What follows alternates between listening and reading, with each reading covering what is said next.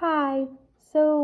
If you're new, my name's Twinkle, and today I'm going to be showing you how to fur a dino mask. So it looks like this. If you're new and really enjoy this video, please subscribe because I'm going to be uploading a lot more of videos like this.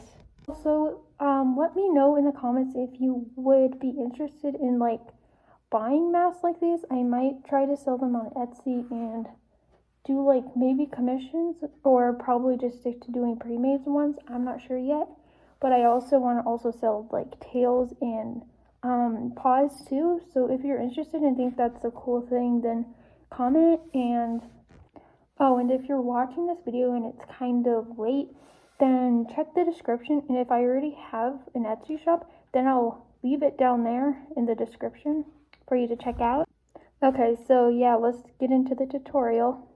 So first you want to paint your mask. I made a few mistakes when doing this.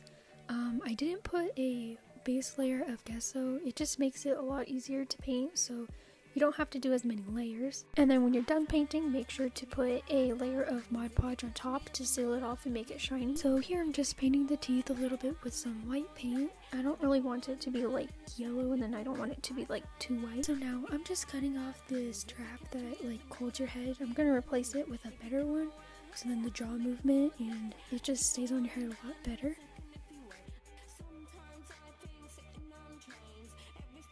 Now I'm just painting underneath where that strap was, and then I'm going to just touch up in the other areas.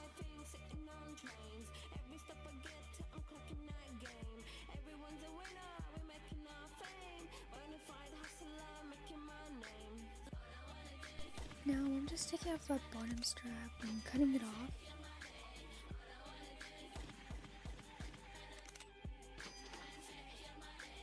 The painting job on my mask was pretty bad, so I decided to just go over it and make this lines a lot smoother. So now I'm going to take this thin sheet of foam and just place my mask right on top and trace over it with a light pen.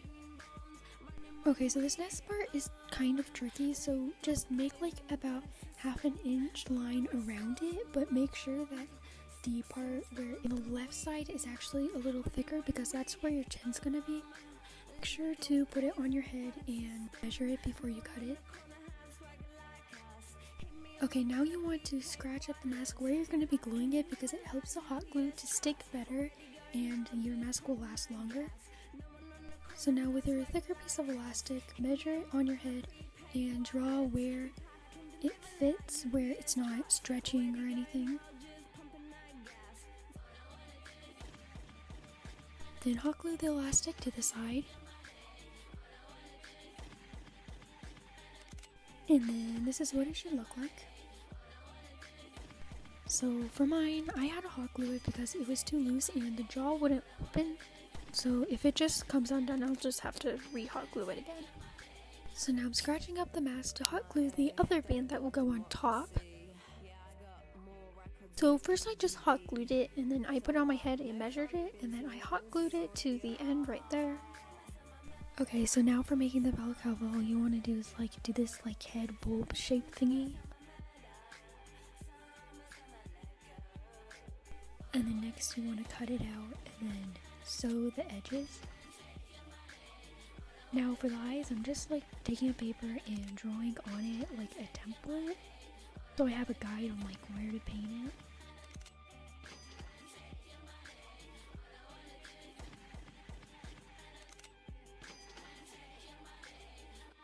So yeah, there's the eyes.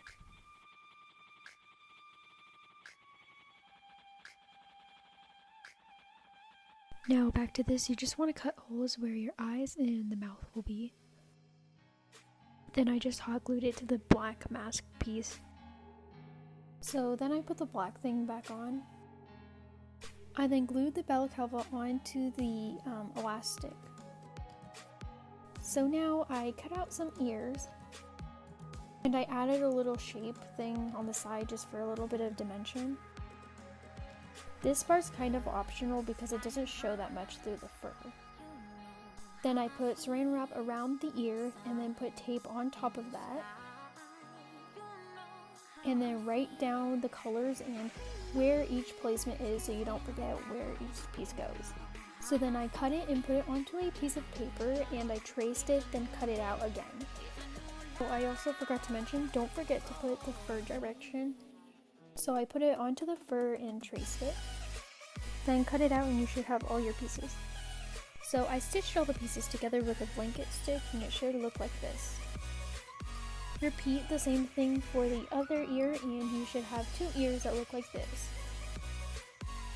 Okay, so now for the hood, what I did was I wrapped the neck up so I would have enough space for it to slip over my head, and I just used fabric to do that. I then did the same thing I did with the ears and made a template, but for the head. Now this is the final product and I just glued it onto the mask after that. Okay, so this part I kind of messed up. I didn't know like how to really do it, so I'm gonna try my best to explain.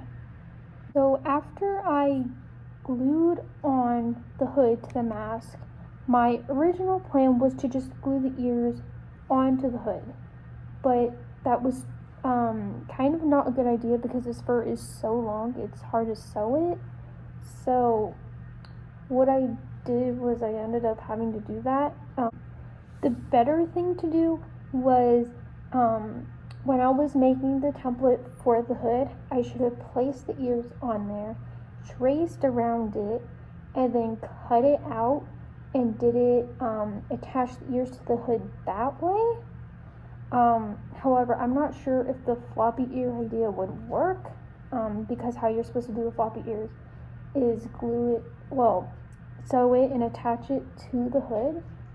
You could really do it either way, it's just more difficult to sew it to this because you're blindly sewing it through the hood because you can't see because of all the fur.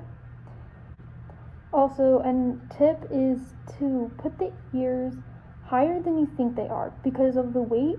It pulls everything down. It's kind of hard to explain, but put it higher up.